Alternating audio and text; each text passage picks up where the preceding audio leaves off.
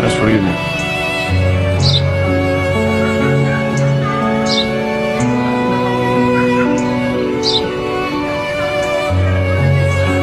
Τι είναι αυτό? Μόλις τώρα στο παπαδέρα σπουργίτι είναι.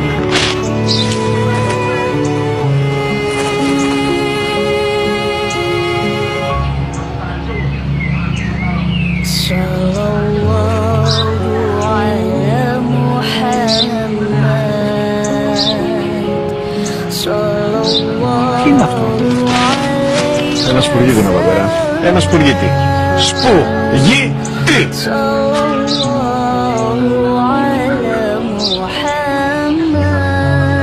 Τι είναι αυτό? Γιατί το κάνεις αυτό το πράγμα? Μπορείς να πεις τόσες φορές σου είπα. Είναι ένα σπουργίτι. Δεν το καταλαβαίνεις. Πού πας?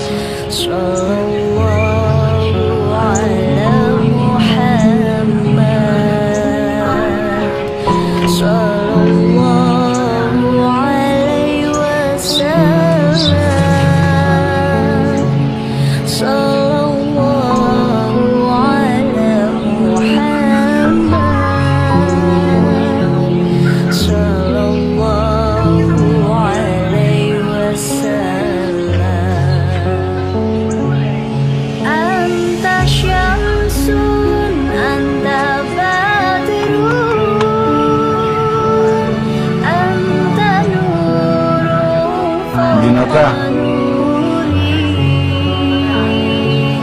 Σήμερα ο μικρός μου γιος πριν λίγες μέρες έκλεισε τα 3.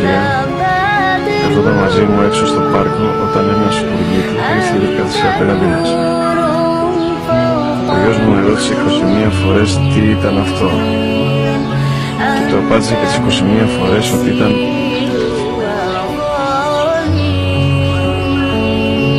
ένα σπουργίτι. Τον αγκάλιασα τρυφερά και τις 21 φορές που μου έκανε την ίδια ερώτηση, ξανά και ξανά, χωρίς να εκνευριστώ, νιώθω στολή για το αθώο μου αγοράκι.